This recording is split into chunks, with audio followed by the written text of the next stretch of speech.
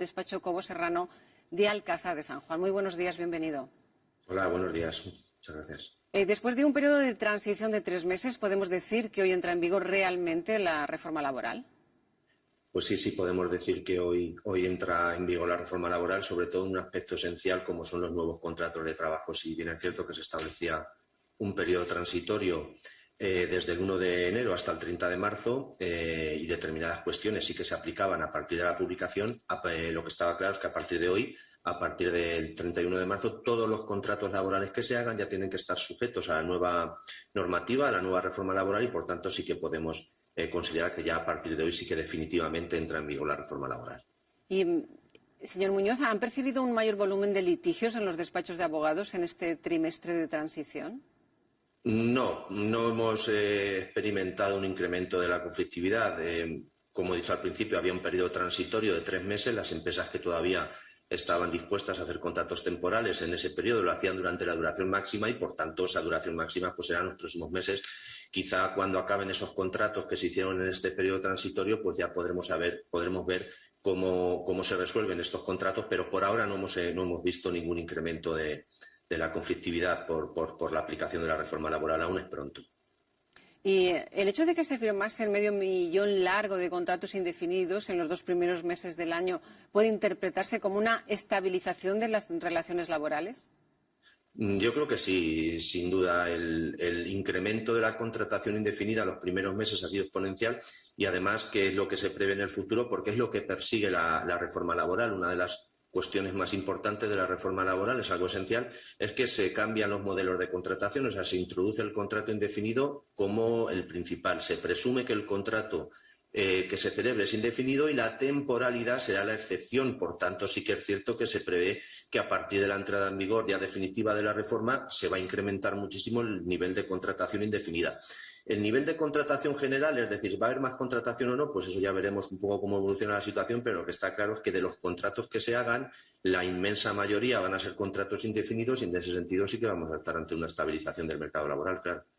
Y esta reforma laboral ya en vigor no ha modificado las normas de 2012 en materia de causas de despido ni las indemnizaciones por cese.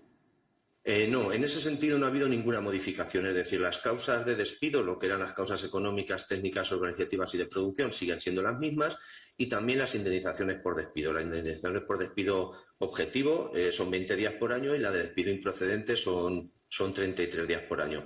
Una cosa que también hay que destacar es que esta reforma laboral, guste más o guste menos, es fruto de un consenso. Se ha pactado por parte de la patronal y también por parte de gobierno y sindicatos. Entonces, todo el mundo ha tenido que ceder un poco. No estamos ante una derogación de la reforma laboral y sí que es verdad que consecuencia de ese pacto pues no se han mantenido tanto las indemnizaciones por despido como las causas por despido, como consecuencia del consenso que ha habido en cuanto a la reforma. Las indemnizaciones siguen siendo las mismas y las causas de despido siguen siendo las mismas que con la anterior reforma laboral del 2012. Pero ahora las empresas tienen que justificar previamente los motivos por los que pretende formalizar un contrato eventual. Sí, así es. Es decir, la empresa, como he dicho al principio, la excepción es la temporalidad. Entonces, para celebrar un contrato temporal válidamente suscrito, la empresa tiene que identificar, además con precisión, dice la norma, la causa y luego también las circunstancias concretas de la temporalidad.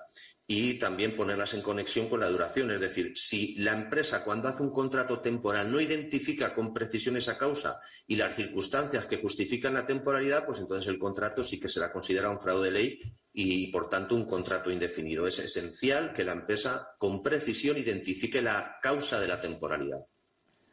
¿Hasta ahora las cotas de fraude en los contratos temporales eran muy elevadas?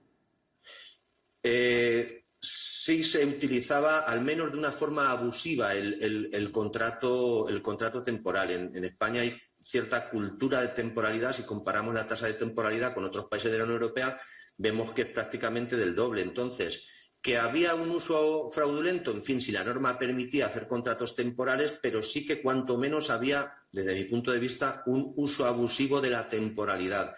Esa cultura de temporalidad nos hacía ver que las empresas, y además con independencia del volumen, no solamente la pequeña empresa, primero hacían contratos temporales y posteriormente pues ya convertían en indefinido en función de cada situación. Y desde ese punto de vista sí que creo que había un uso abusivo de la contratación temporal, que es lo que precisamente esta reforma pretende corregir. ¿Y qué sanciones hay por cada trabajador que se detecte en situación irregular?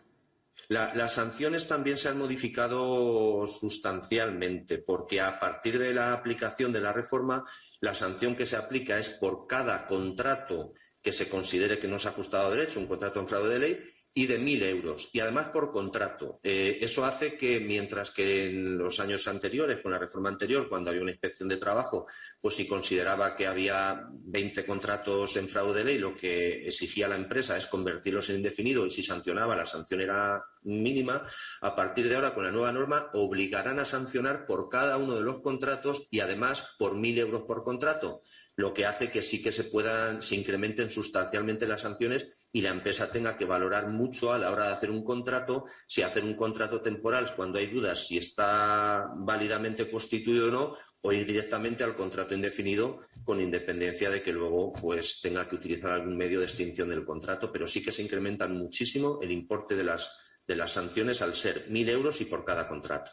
¿Y a qué indemnización al finalizar el contrato tienen derecho los trabajadores?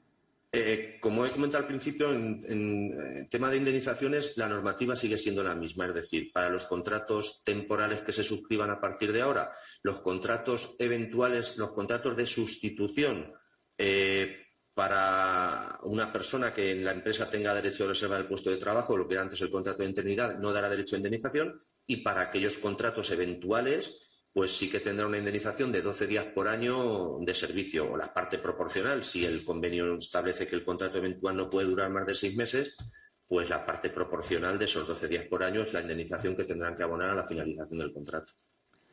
Conviene aclarar, Ángel, que no hay que confundirse con las fases periódicas de aumento de la demanda, como la cosecha en el campo, las navidades en el comercio o el verano en la hostelería, que se dan todos los años.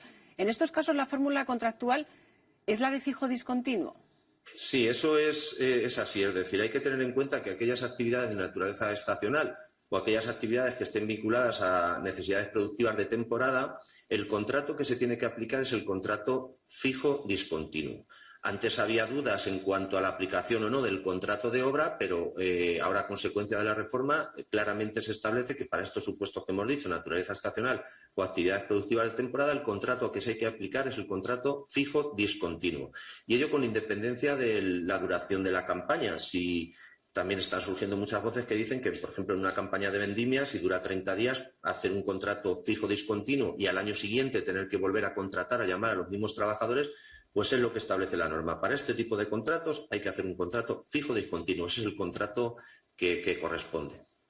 ¿Y qué pasa con los contratos eventuales en vigor?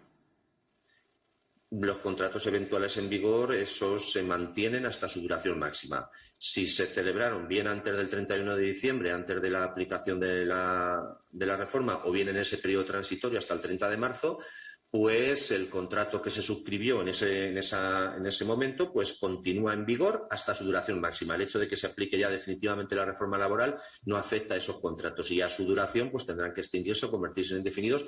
Pero, vamos, en principio los contratos eventuales en vigor finalizarán cuando la duración pactada y se aplican con la normativa que estaba vigente en el momento de su celebración. Y ahora, entonces, ¿cómo se contrata a un sustituto? No hay unas condiciones especiales para contratar a un sustituto, más allá de supuestos concretos, como puede ser, por ejemplo, para contratar a una persona para sustituir un riesgo por embarazo o una maternidad que dé derecho a una bonificación. En ese caso, el sustituto tiene que cumplir unas condiciones, estar desempleado y demás. Pero fuera de ahí, para hacer un contrato de sustitución, el único requisito es que en el contrato que se haga se identifique a la persona sustituida y se identifique la causa de la sustitución. Ese es el único requisito formal para celebrar este tipo de contratos. El contrato de sustitución sí que no va a generar ningún conflicto, ningún problema. Siempre que se identifique a la persona que va a sustituir y la causa por la que sustituye es una baja médica, una maternidad, pues es lo único que hay que poner en el contrato, es el único requisito. ¿Y en qué consiste un contrato indefinido de obra? El contrato indefinido de obra es el contrato indefinido se tiene que aplicar para todas las actividades, también el contrato de construcción. Lo que ocurre es que para el sector de la construcción, que es el paradigma del contrato de obra, se contrata personal para una obra en concreto, pues establece una regulación un poco específica en la norma que establece lo siguiente. Pues básicamente, cuando se va a iniciar una obra, los contratos que se suscriban a los trabajadores tienen que ser contratos indefinidos, pero una vez que finalice la obra, se da la posibilidad a la empresa de construcción de comunicar al trabajador la reubicación en otra obra, si es que la tiene, y entonces es el trabajador el que, por una causa que la norma dice inherente a la persona del trabajador, puede rechazar esa reubicación. Entonces, se trataría de un fin de contrato si la empresa que ha hecho un contrato indefinido de obra le comunica la posibilidad de reubicarse en otra obra. Si el trabajador no quiere, se extingue el contrato, tendría derecho a su indemnización por fin de contrato, que en el caso de la construcción sería de un 7% del salario, y además tendría derecho a desempleo. No se consideraría como una baja voluntaria. Pero es importante que este contrato adscrito a obra o ese contrato fijo de obra solamente se aplica para aquellas empresas de construcción, no para empresas auxiliares, aunque estén también en la obra, no para empresas de carpintería, metal, fontanería, solamente para actividades específicas de construcción. ¿Y hay contratos de formación? Sí, sigue habiendo contratos de formación. Hay una modificación respecto a la normativa anterior. La normativa anterior establecía dos tipos de contratos de formación, lo que era el formación y aprendizaje y el de prácticas, y ahora se sustituyen por dos contratos que se llaman formación dual, formación en el trabajo para adquirir la formación y también la práctica profesional, y luego, por otro lado, el contrato para la obtención de la práctica profesional, que es para titulados universitarios y demás. Hay modificaciones importantes sobre todo en el segundo de los contratos, en los contratos en prácticas, puesto que el contrato en prácticas para la obtención de la práctica profesional, que se llama ahora, no puede durar más de un año, salvo que el convenio colectivo diga una duración inferior, antes era de 2, y sobre todo en la retribución. El contrato en prácticas antes al recién licenciado se le contrataba y se permitía pagar el primer año un 65 o 75%, dependiendo de lo que dijera el convenio, o un 75 y un 92 el segundo año, y eso desaparece. A partir de ahora, pues la retribución que tiene que tener es la misma retribución que corresponde a un trabajador de su categoría. Y en cuanto al contrato de formación, pues también hay algunas modificaciones. Lo máximo serán 2 años. Luego también se eliminan una serie de prohibiciones que eran un poco incongruentes, porque, por ejemplo, para un contrato en formación no se podían hacer trabajo nocturno o trabajo a turnos, y ahora sí que se puede cuando la actividad lo permita. Es el ejemplo de un trabajador contratado en formación en cocina, por ejemplo. Pues antes no podía dar cenas porque a partir de las 10 era trabajo nocturno. Eso también se elimina. También se puede hacer contrato de formación a jornada parcial, es decir, se introducen modificaciones para también fomentar estos contratos formativos. Pues Ángel Muñoz, muchas gracias por estar con nosotros esta mañana aclarando todas estas dudas. Muy buenos días. Buenos días, gracias a vosotros.